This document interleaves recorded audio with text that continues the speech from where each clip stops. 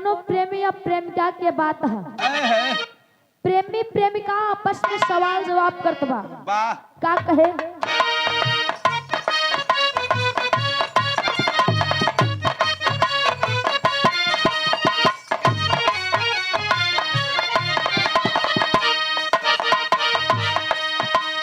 तुझसे पूछूं एक सवाल,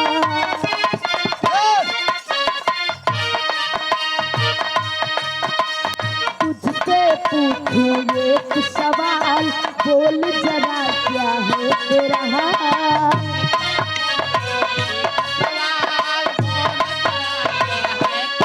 क्या बात है?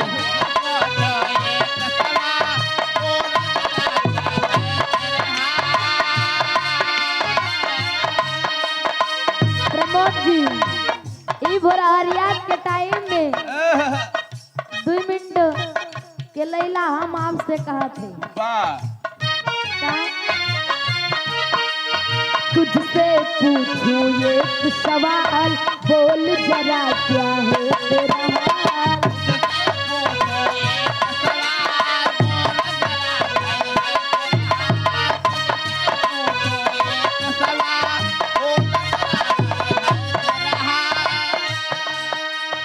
आदरणीय आप हमारे गार्जियन, आज के आयोजक आदरणीय परम पूज्य परम सद्य आप श्री नन्हेलाल गौतम चाचा जी के कर कमलों में 101 रुपए का महान आशीर्वाद 5 विकेट पे ली बा। भैया काहे आज एकदम स्लो कही देत है। हेलो का बा? तुझसे पूछूं एक सवाल, बोल जरा क्या है तेरा हाल?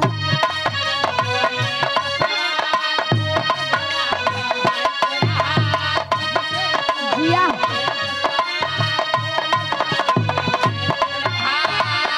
प्रमोद जी, तुझसे पूछूं एक सवाल, बोल जरा क्या है तेरा हाल?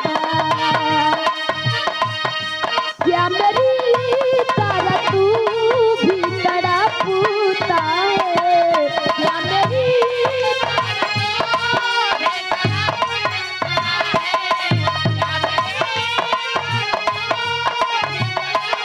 सही सही बताइया।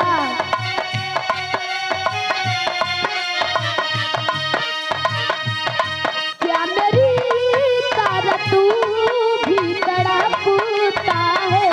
अब है नींद किसे, अब है चैन कहाँ, अब है नींद किसे?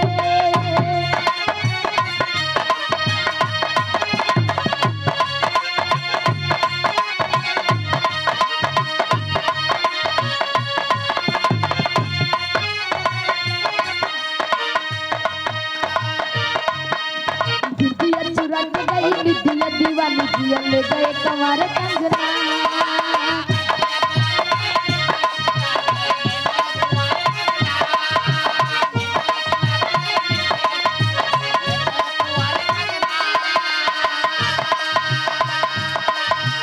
दिल में बिठा के तुझे चुनरी ओढ़ा के मैं ले आऊंगा मेरे अंगना।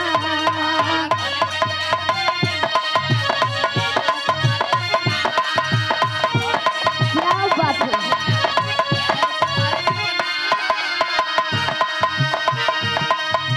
बिटिया चुरा के गई, बिटिया दीवानी जिया ले गए कमारे कंगना। दिल में बिठा के तुझे चुनरी ओढ़ा के मैं ले आऊंगा मेरे अंगना।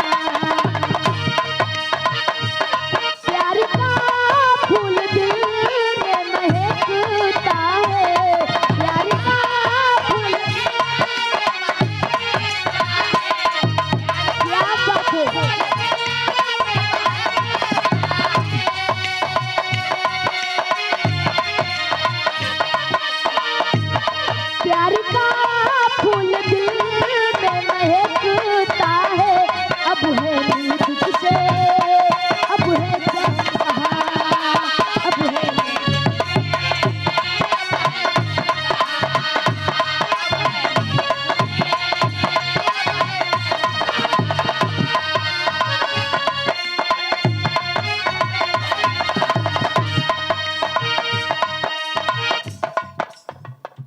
भुरारिया के टाइम बा बा चाचा रे जैसे आदेश करे बा आहा छोटा सा लोक गीत हो जो के बाद कार्यक्रम फिर समापन बा आई जाए गुरुजी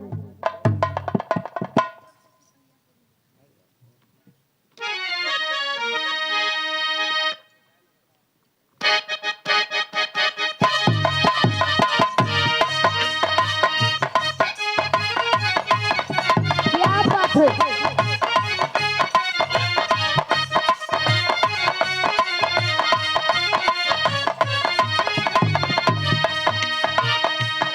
कोनो दुल्हन अपना सैया के बात अपना सखी से बतावत बा का कहे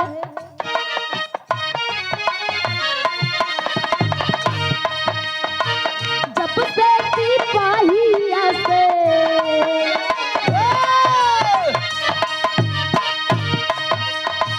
जब से सिपाहिया से भइल थानेदार हो ना दुनिया से गोली मारे ए सखी जब से सिपाहिया से भइल थानेदार हो ना दुनिया से गोली मारे सैया हमार हो ना दुनिया से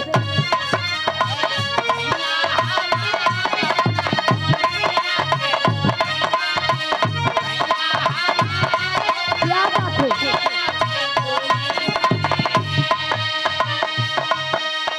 लेकिन यही के भाव में ये हमार लास्ट गीत बा जात जात आप सबके बिटिया बिटिया है बहन है बा जात जात इस समाज में एक गीत देख जात है का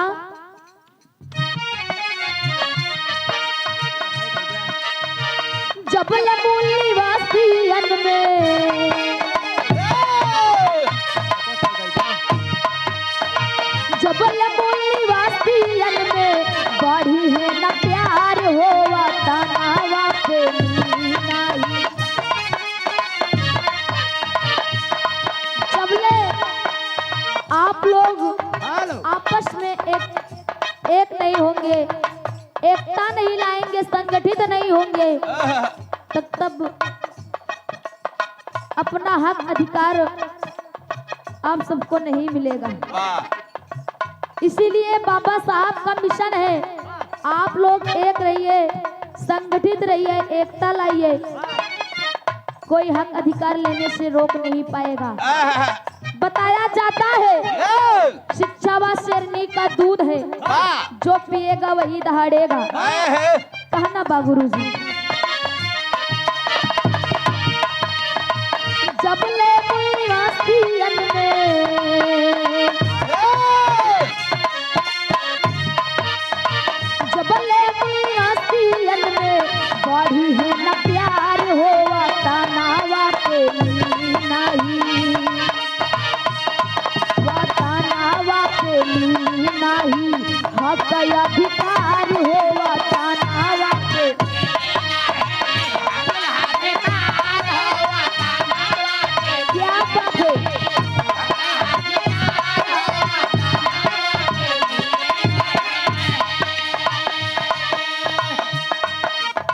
और बाबा साहब एक समय के बाद बाबा साहब के नौकर नानक चंद्र रत्तू जब बाबा साहब का पैर दबा रहे थे पैर दबाते दबाते बाबा साहब की आंखों से आंसू गिरने लगा तो नानक चंद्र रत्तू ने पूछा बाबा साहब आप क्यों रो रहे हो तब बाबा साहब ने रो करके अपने नानक चंद्र रत्तू नौकर को बताया कि ए नानक चंद्र रत्तू मेरे ना रहने के बाद इस देश को कौन चलाएगा हमारे मूल निवासी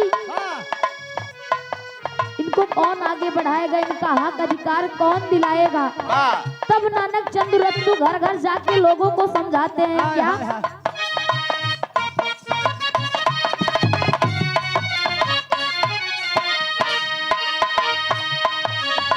दलित और पिछड़े रही हैं जबले अलगान हो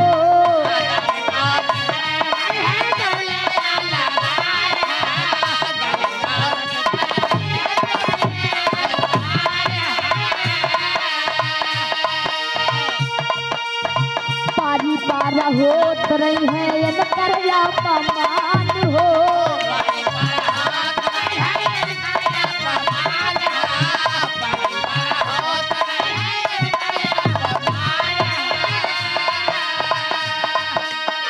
दलित और पिछड़े रही है जब ले आला दान हो। पारी पारा होत रही है ये न कर या पमान हो। सबही के झेले पारी, सबही के झेले पारी, दुश्मन के वार हो। तनावा पे मिली नाही हक अधिकार हो। तनावा पे क्या बात है।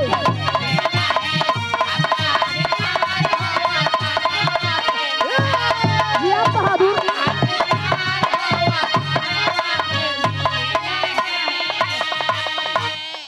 तानाबा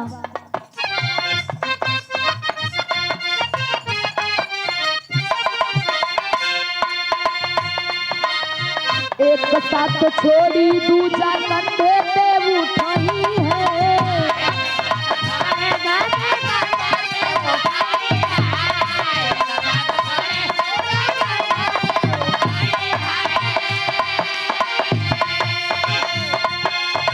धोबी बेईमान माजा देश में उड़ाई है।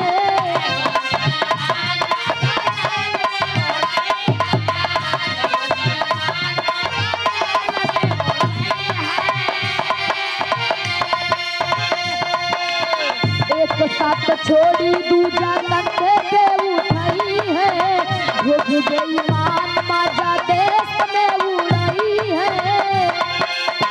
रही है बचाती अपने, रही है बचाती अपने देश में लाचार हो। तनावा पे मिली नहीं,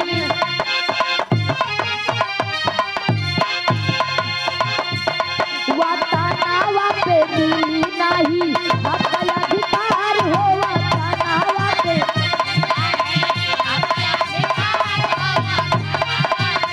क्या बात है।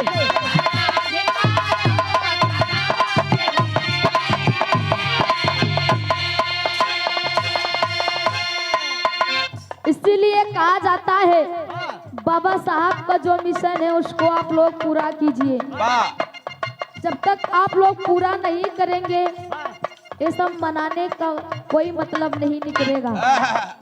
पता लाग हम रोज भीमराव अम्बेडकर के जयंती मनावत है, लेकिन उनका जो मिशन बा के हम पूरा ना करते तो के कोनो मतलब नहीं बा। और अगले बंदे कहा थे का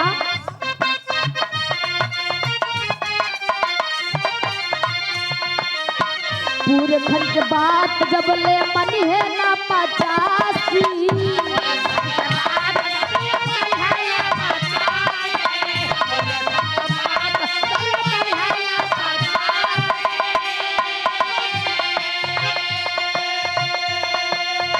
जाई ना चेहरा वास्ते का बहु उदासी।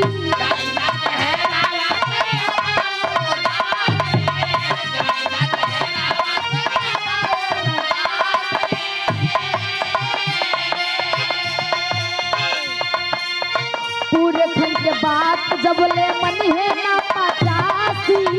जाई ना चेहरा वास्ते का बहु उदासी। घटी ना सितामा होई, घटी ना सितामा होई, रोज दूराचार हो। तनावा पे मिली नहीं हक अधिकार हो। तनावा पे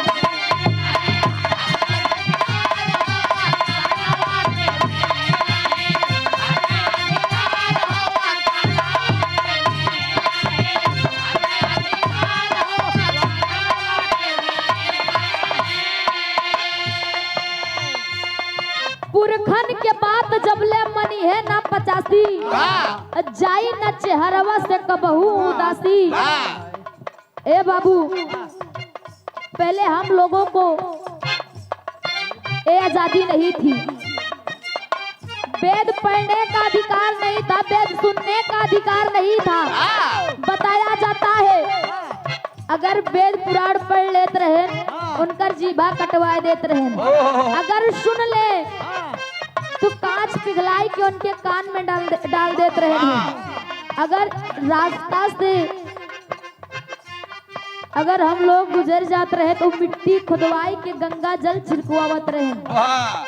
लेकिन अब जो हम लोगों को हक अधिकार मिला है, हमारे B.R. अम्बेडकर बाबा साहब ने दिया है। कोई भी जाकर के समोसे के दुकान पे समोसा पकड़ करके कहता है समोसा ठंडा है कि गरम, इतना अधिकार बाबा साहब ने हम लोगों को दिया है। तो हम लोगों का फर्ज बनता है उनका जो मिशन था उसको पूरा करे। और कहना बा लास्ट वन में,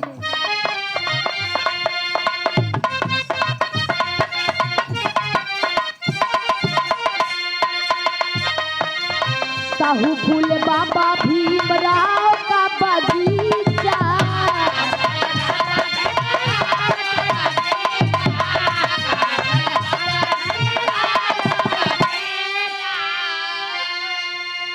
आदरणीय आप हमारे गार्जियन, आप परम पूज्य परम सद्य आप श्री नन्हेलाल गौतम चाचा जी के कर कमलों द्वारा 101 रुपए का महान आशीर्वाद पहुंच हुई के पलगी बा, आशीर्वाद के चाहबा कहना बा। साहू फूल बाबा भीमराव का बगीचा,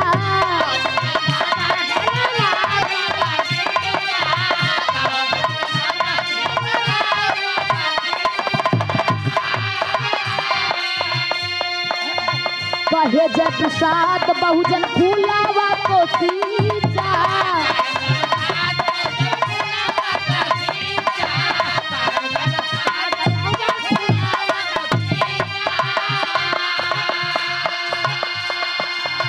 साहू फूल बाबा भीमराव का बगीचा, कहे जय प्रसाद बहुजन फूलावा को सींचा। अरे मुस्कान सूर्य भान करे, मुस्कान सूर्य भान करे, इहे बा विचारी होवा तनावा पे नहीं, हक अधिकारी होवा तनावा पे।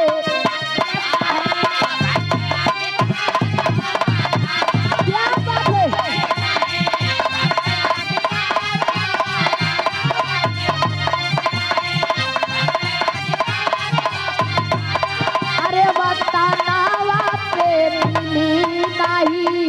हक अधिकारी हो वतनवा पे मिली नहीं।